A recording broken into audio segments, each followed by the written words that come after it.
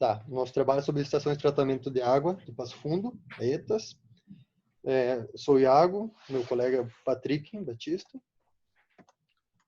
Bom, a gente vai explicar um pouco como que a Corsã faz para pegar água desde os rios, faz o tratamento e depois passa para todo o tratamento e depois passa para as residências, para os locais de trabalho, as empresas. Bom, a captação e vazão. A captação de água para a ETA 1 é feita através do Arroio Miranda e eventualmente Rio Passo Fundo. De vez em quando a Corsã, normalmente ela pega do Arroio Miranda. Às vezes, quando a água está muito suja, ela acaba às vezes pegando do Rio Passo Fundo ou da barragem da Brigada e também às vezes da Pedreira, que eles estavam pegando. Fazendo a transposição. Agora, isso. Mas aí, como a da Pedreira, esses tempos antes, até uns 2 meses atrás, estava muito baixa, eles acabaram deixando. Acho que estava tão baixa que tava quase não estavam conseguindo pegar, iam pegar muito lodo, muita terra, daí acabaram parando a princípio. Acho que esse ano talvez não pegue mais eles fizeram a transposição daí do Jacuí também. Isso. Bom, a calha Partial é um dispositivo tradicional para medição de vazão em canais abertos e líquidos fluindo por gravidade, muito utilizado em estações de tratamento de água para a realização de duas importantes funções, como medir com relativa facilidade e de forma contínua as vazões de entrada e saída de água da ETA, e atuar como misturador rápido, facilitando a dispersão dos coagulantes na água durante o processo de coagulação. Basicamente consiste numa seção convergente e numa seção estrangulada, que chamam de garganta, e é considerada uma instalação fácil e de baixo custo. Então, aqui do lado esquerdo, vocês podem ver, essa é a calha Partial, o nome dela. Ela, pode ver que ela, deixa eu ver se eu consigo fazer uma anotação aqui. Ela dá uma afunilada aqui, não sei se vocês conseguem ver a minha anotação. Ela dá uma afunilada e para com que diminua o fluxo de água e aumente a vazão, aumente a velocidade dela, fazendo com que misture os componentes químicos. E também ela tem uma inclinação para que com a gravidade aumente também a velocidade e ajude a misturá-la. Aqui no lado direito é uma régua de medição.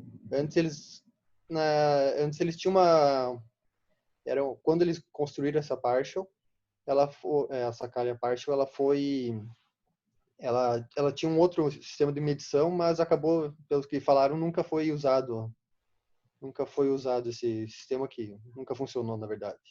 Então, daí aqui ela, conforme o nível, ele me explicou por cima até, professor, mas aqui, por exemplo, teria o nível, né, da água, Sim. e daí, conforme o nível da água, aparece qual que seria a vazão dela.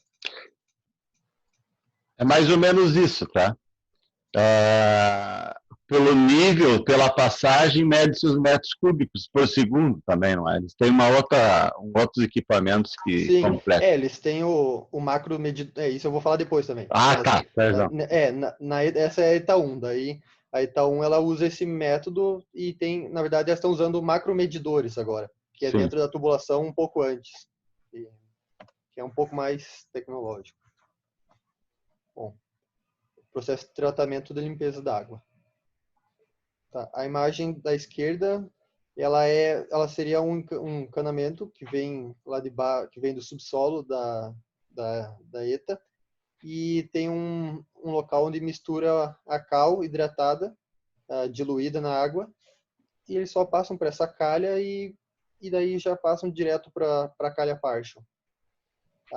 A cal ela serve para aumentar, para regular o pH da água, que conforme o químico pega uma amostra d'água a cada 1 hora, é sempre a cada 1 hora, ele pega uma amostra d'água e mistura eu não sei qual que é o nome do equipamento, mas é tipo uma centrífuga lá que ela vê o pH da água, qual que seria...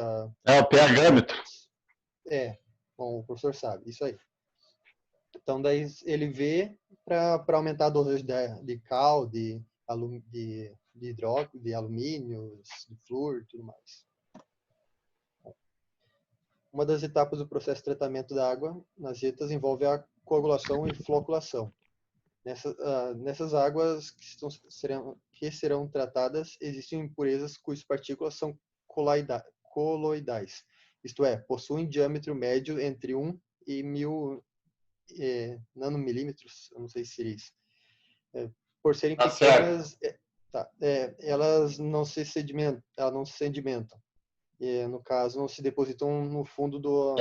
Se tiver até 100 nanômetros, realmente não tem deposição. Isso, pode continuar, então, que está indo bem, Iago. Beleza. Daí, se elas forem conforme o tamanho delas, elas não se sedimentam com a ação da gravidade. Tá?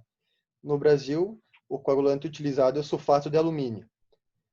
Mas talvez em outros estados, usem outros elementos químicos, né? Pode ser com a mesma função, como sais de ferro, 3 e outros polímeros orgânicos. Tá? Esses coagulantes são insolúveis na água e geram íons positivos, que eles atraem as impurezas carregadas negativamente da água. Então, no caso, basicamente, o alumínio se junta com as impurezas, ela acaba sedimentando essas impurezas até o fundo, fazendo com que a água menos impura acabe passando e as impurezas fiquem no fundo. Só interrompendo um pouquinho aí, essa seria uma aula prática que eu faria com vocês. Tá? No caso, essa é a ETA 1, né, professor? Mas a gente iria na ETA 3, né, o senhor tinha falado. Sim, mas seria uma aula prática que nós poderíamos fazer tranquilamente se estivéssemos numa época normal, que eu fiz já com outras coisas. Lá os funcionários são bem tranquilos. O Patrick, eu chamei o Patrick para ir comigo, daí a gente foi ali, daí a gente pediu ajuda para o químico lá, ele nos ajudou tranquilamente, depois a gente foi na ETA 3 também. Sim, depois nós iríamos para o laboratório e replicaríamos. Sim. À vontade, vai fundo e tá bom. Beleza. Tá. Conforme o químico, ele examina a amostra coletada antes dos tratamentos e essa pessoa vai até os locais de dosagem desses elementos químicos e aumenta ou diminui a dosagem nos despejados na água. Aqui ele basicamente ele vai para um laboratório dele, vê qual seria, né, como eu falei antes, seria a dosagem necessária, e aqui ele libera um pouquinho as torneiras, ou a maioria na verdade é torneira, tudo, não sei se é meio ultrapassado da Corsan, mas no caso a ETA 1 e a ETA 2 elas foram feitas em 1951, se eu não me engano, e foi feito pela prefeitura de Passo Fundo, não foi feito pela Corsan. Então, e quando construíram, ela era 1/3 mais ou menos do que tem atualmente, e agora é tudo meio que uns remendos, é como se fosse uns puxadinhos. Eles construíram uma parte, daí a população foi crescendo, vamos construir mais essa parte, mais essa, mais essa. Então, no caso, ela foi planejada 1/3 só e o resto é tudo um puxadinho. Mas viu, Matheus? Essa modalidade de retirada de amostras pode mudar só a tecnologia da torneira, mas está correto. Mesmo que fosse construído hoje em dia, vai ter que ter um orifício no encanamento para a retirada da água, não é? Pode só mudar a modalidade aí. Sim, é água, professor, mas é que eu não conheço de outros estados, sim, né?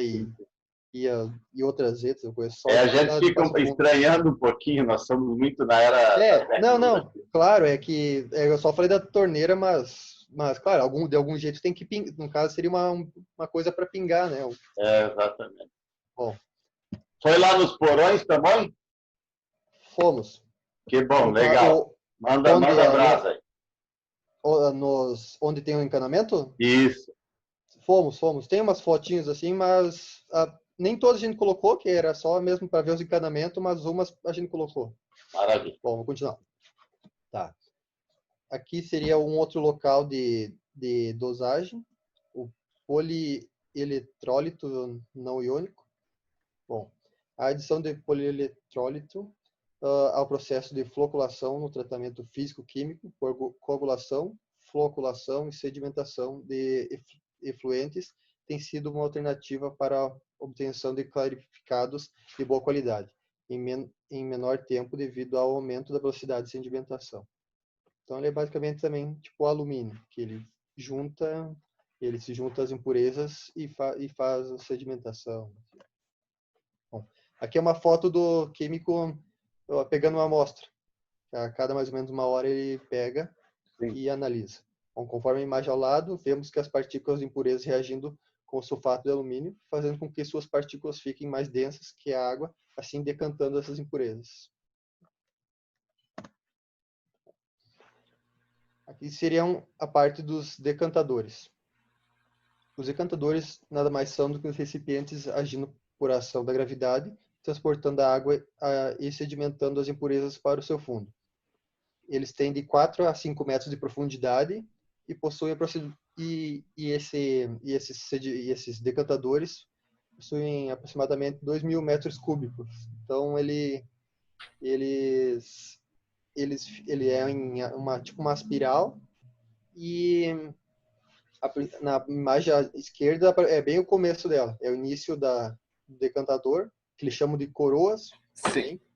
Dá para ver bem a sujeira aqui no lado esquerdo, não sei se você consegue ver o mouse, dá para ver bem a sujeira onde começa, e aqui no final, aqui é quase o finalzinho dela, que dá para ver a diferença. Aqui praticamente dá para ver barro, né? E aqui parece que seria o fundo, né? Mas no caso tem mais uns 5 metros, 4 metros de profundidade. Aí se você cair, Iago, vai ficar preso no lodo do fundo e não sai mais. Nunca... A gente chega perto, assim, mas só se dá uma tonteada para cair ali, mas... Porque também, eu não sei se conforme seriam as normas, né, professor, mas se for ver aqui o mato na esquerda, dá para ver que não tem nenhuma proteção, então... É perigoso, cara. Se for que nem às vezes dizem que vai colégios, os professores com os alunos... Eu não levaria. Então, é complicado porque não tem uma grade de proteção. Então, sei lá, uma turma de 20 alunos de crianças 5 anos, se uma criança chega muito perto, eu acho que essa altura entre essa grama aqui e o decantador da esquerda, eu acho que deve ser o quê? Uns 60 centímetros? Eu não sei quanto lá é no fundo, viu, Iago? No fundo chega a formar 1 metro de lodo em determinados momentos, não é? E esse lodo aí é uma cola. Você cai lá, você gruda, se não for numa rapidez incrível, morre. Sim. Então eu acho que teria que ter uma proteção, porque, sei lá, vai uma turma de criança ali, como todo mundo sabe, né? Criança fica correndo para lado e pro outro. Então, se cair ali, 2 toques já é, né? Bom, mas depois já dá para ver uma diferença grande da ETA 1 para 3. A coberta, né? Isso. Essa aqui seria uma ETA 1 e ETA 2. A 1 é do lado direito e a ETA 2 é ali no fundo. Ontem eu fui tirar essa foto que a gente não tinha pego uma... Aliás, ficou muito bonita essa foto aí, viu? Tentei tirar uma foto boa, tirei uma foto panorâmica. Foi excelente essa foto. Pode. Depois eu te passo se quiser, professor, essa aqui. Tu vai pegar o trabalho de qualquer jeito. Sim, mas gostei demais dessa foto, maravilhosa. Bom, esse seria os decantadores e, no caso, como eles chamam, coroa.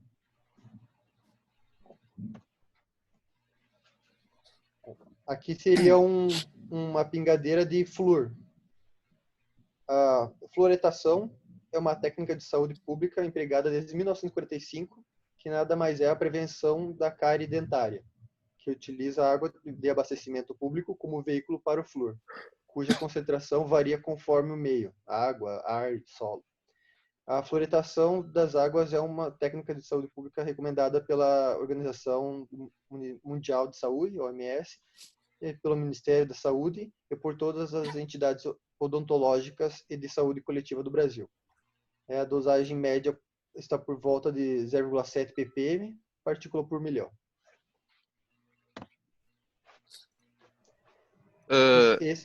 Pode falar. Aqui começaria a parte dos filtros daí. Que eles são usados para reter os sólidos que ficaram da decantação, que sobraram. tipo nitrogênio, ferro e manganês. Ele retira também o cloro, os odores, o mau gosto e a turbidez. Contaminantes como íons cálcio, magnésio e ferro podem estar presentes na água de alimentação. Esse último, muitas vezes, pode ser difícil de remoção e pode causar danos importantes no sistema. Na filtração física, eles fazem a retrolavagem. Ali na ETA 1 e na 3 é feita retrolavagem também, mas não tem só esse modo de limpar os filtros. Apenas com a retrolavagem, ela deixa o filtro quase como se fosse novo e pronto para fazer a filtração de novo. E na química, normalmente, eles têm que trocar o meio filtrante. Isso. Pode passar. Aqui, eles tinham lá, é como se fosse um exemplo de como é a parte de baixo do filtro deles. Que é a composição praticamente brita grossa, brita média, pedrisco médio, pedrisco fino, areia. E nessa foto aqui não tem o carvão. Mas o químico falou que lá eles utilizam. É antracito o carvão, tá? É, antracito. Seria, no caso, a parte que fica em cima. Aí, nesse filtro, os componentes servem para filtrar as impurezas que passaram pela floculação e a decantação que aconteceu ali na coroa dos decantadores. E o carvão ativado seria um dos mais importantes porque ele absorve os gases líquidos e sólidos. Aqui é a parte que o professor falou, a parte de baixo da tubulação lá. E os tubos são separados por cores, cada um com o seu significado. No caso, o amarelo seria a parte da água decantada das coroas. O verde seria a água filtrada já, depois que sai do filtro. O azul é a água que eles utilizam para lavagem, mas já é a água tratada, depois que sai do filtro também. E o marrom seria o lodo. Ali dá para ver bem pequenininho na foto, tem 4 torneiras ali, cada uma de cada tubulação. Aí o químico retira uma amostra de água dali, a da água tratada, e ele vai fazer o teste porque a água tratada não pode ultrapassar 40 unidades de turbidez.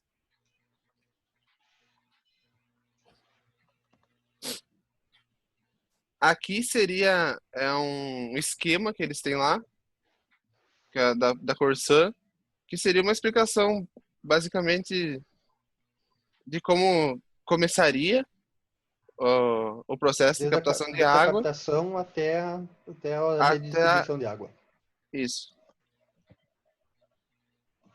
Aí tem aqui, desde a captação dos rios, a adução, floculação, decantação, filtração, aí bombeamento, aí vem para os reservatórios, a captação vai para um poço e depois distribui para a cidade.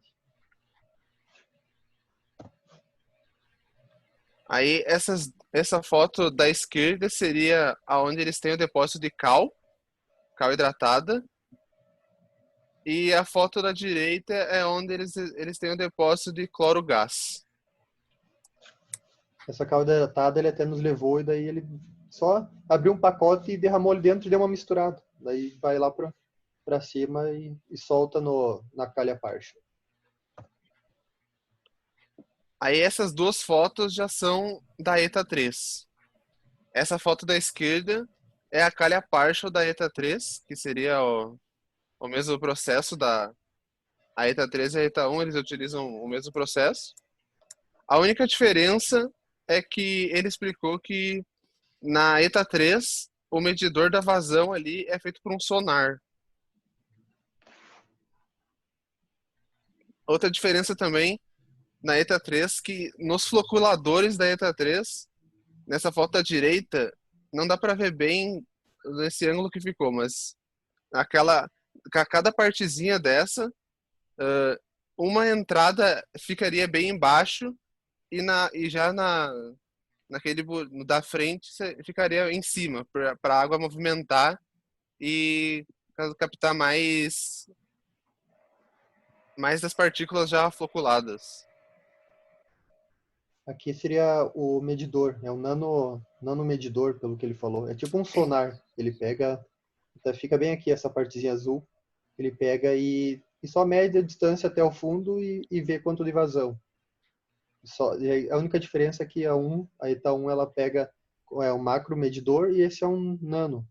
Acho que daí esse daqui é só tem um cano instalado ali e ele mede ali de cima. E aqui do calculador. A diferença do sonar é que não precisa aquelas marcações, né, de nível. Isso. Sim. Seria mais tecnológico, né? Exatamente. E também a ETA 3 foi toda projetada. Ela foi feita em 2001 e foi projetada toda pela Corsan. Já a ETA 1 e 2 não foram projetados. Já dá bastante diferença. Nossa, Cedar. Aí, essa foto da esquerda seria o decantador da ETA 3. Eles são retangular. E aqui, no caso, esses canos que estão passando aqui, seria onde é a parte que deposita cal no decantador. A foto da direita mostra a parte dos filtros também, que ficaria... É o mesmo modelo da ETA 1, com os mesmos componentes, só é um pouco mais... Essa foto de baixo também ficou excelente. Pegou um ângulo assim bem interessante. No caso, essa foto aqui seria... Começa lá no fundo o processo. Lá no fundo tá os floculadores, daí vai vindo os decantadores e bem mais próximo aonde ele tem o laboratório ali, seria os filtros. E a ETA 3, ela tem o dobro da capacidade da ETA 1. Ela tem 4.000 metros cúbicos. E a maior diferença das duas é que a ETA 3 ela faz a separação e o tratamento do lodo. Eles têm 2 leitos de secagem, que são os locais onde é despejado o lodo, que é separado da água. No caso, no município de Passo Fundo, só a ETA 3 faz a separação. E nesse lodo há uma grande quantidade de alumínio, por causa que eles utilizam bastante do sulfato de alumínio para fazer a floculação. E no caso, essa água não poderia ser devolvida para os rios sem o tratamento correto. Para a limpeza de cada um desses leitos de secagem, eles estimaram o valor de R$400 mil para limpar cada um. Atualmente, na ETA 3, tem 2 deles. Para que a quantidade de resíduos gerados pelas ETAs, ETEs e ETDIs seja ainda menor, existem outras formas de realizar a secagem dos leitos. Uma delas é o leito de secagem. Nesse caso, são os tanques retangulares que recebem o lodo e a redução da umidade ocorre pela drenagem da água e pela evaporação da água liberada durante o período da secagem. Esse é um processo semelhante ao das lagoas de lodo, ainda não muito difundidas no Brasil. Esse também é um processo natural que consiste em dispor o lodo em lagoas situadas em reservatórios feitos em terra ou em depressões do terreno. Aí, essas 2 fotos são os 2 leitos de secagem da ETA 3. Esse primeiro já está bem cheio. E o segundo, eles tiveram que fazer uma transposição do segundo para o primeiro. Por isso que um está bem cheio e o outro dá para ver bem que ele está bem no iniciozinho ainda. Eles têm mais ou menos uns 3 metros de profundidade, da parte mais alta até a mais baixa.